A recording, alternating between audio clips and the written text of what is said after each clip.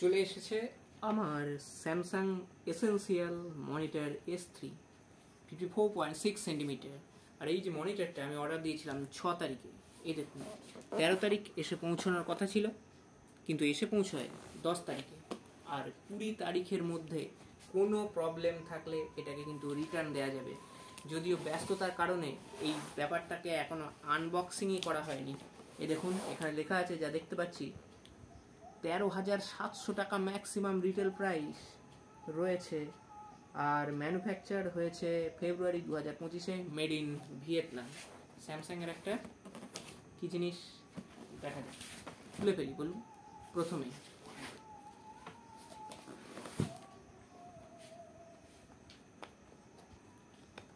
একটু আড়াল করার চেষ্টা করছি, কারণ কোনো রকম যন্ত্র না দেখানোই ভালো, তাই যন্ত্রটাকে একটু আড়াল করছি, কারণ ব্যাপারটা আপনারা অনেকেই বুঝতে পারছেন।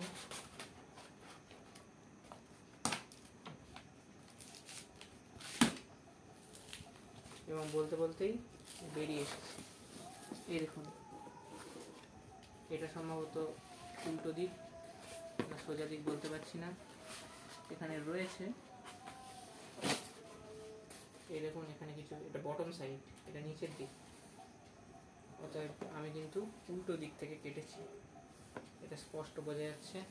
এই যে বেরিয়ে এসছে প্রথমেই, এটা পরে দেখাই, কিন্তু সোজা দিকটাকে কিভাবে দেখাবো। সোজা দিকটা দেখতে গেলে এটাকে ঢুকিয়ে এবার উল্টো দিকটা আমাদেরকে কাটতে হবে, কিন্তু দুটো দিক কাটাতে একটু সমস্যার ব্যাপার, এখানেও দেখা যাবে না, তাই এটা যেমন আছে সেরকমই থাক। উপর থেকে যে এটাকে তুলে নিলাম, এই দেখুন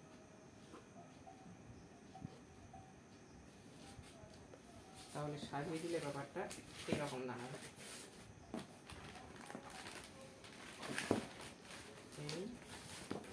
আর এটা থাকবে এখানে, এই দেখুন যদি সোজা করে খুলতাম তাহলে ব্যাপারটা এই রকম হতো। এই যে আমি দেখাতে চেষ্টা করছি, এটা হচ্ছে স্ট্যান্ড, আর এইটা হলো, এইটা স্ট্যান্ড অ্যাকচুয়ালি, আর এটা হচ্ছে নেকটা। আর এখানে ইউজার ম্যানুয়াল, গাইড আর নাট ছোটোখাটো দুই একটা আছে। এখানে রয়েছে একটা 25 ওয়াটের অ্যাডাপ্টার, বাকিটা পরে দেখি।